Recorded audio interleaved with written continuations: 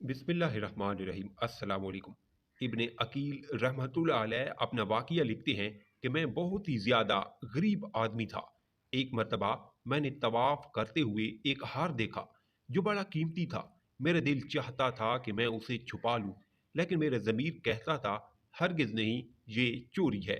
चुनांचे मैंने मताफ में खड़े होकर ऐलान कर दिया, अगर किसी का हार गुम हुआ हो तो आकर मुझसे ले ले। कहते हैं कि एक नबीना आदमी आया और कहने लगा, ये हार मेरे थैले में से गिरा है। मेरे नफ्स ने मुझे और भी मलामत की। ये तो हार था भी नबीना का, छुपाने का अच्छा मौका था, मगर मैंने वो हार उसे दे दिया। नबीना ने दुआ दी और चला गया। कहते हैं मैं दुआएं भी मांगता था कि अल्लाह मेरे लिए कोई रिज्क का बंदोबस्त कर दे।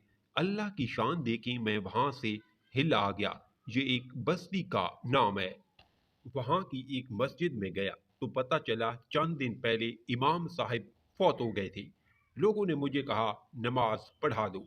जब मैंने नमाज पढ़ाई तो उन्हें मेरा नमाज पढ़ाना अच्छा लगा। कहने लगे, तुम जहां इमाम क्यों नहीं बन जाते? मैंने कहा बहुत अच्छा।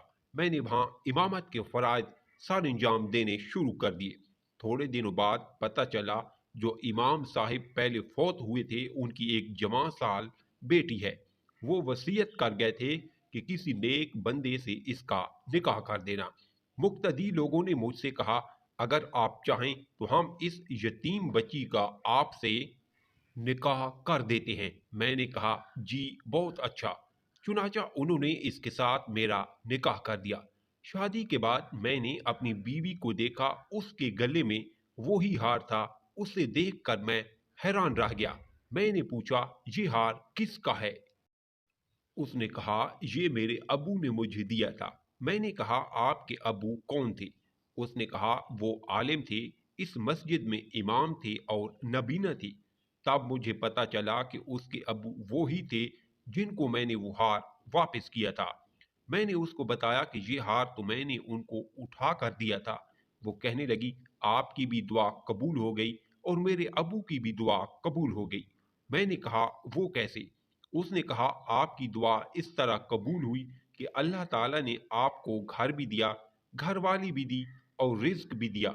मेरे अबू की दुआ इस तरह कबूल हुई कि जब वो हार लेकर वापस आए तो वो दुआ मांगते थे, ऐ अल्लाह, एक अमीन दयानतदार शख्स ने मेरा हार मुझे लौटाया है।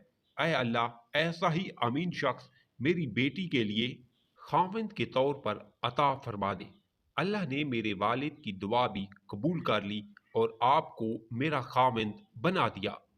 अगर आप सबक आमोज़ स्टोरी सुनना पसंद करते हैं तो मेरे चैनल को सब्सक्राइब ज़रूर कीजिए।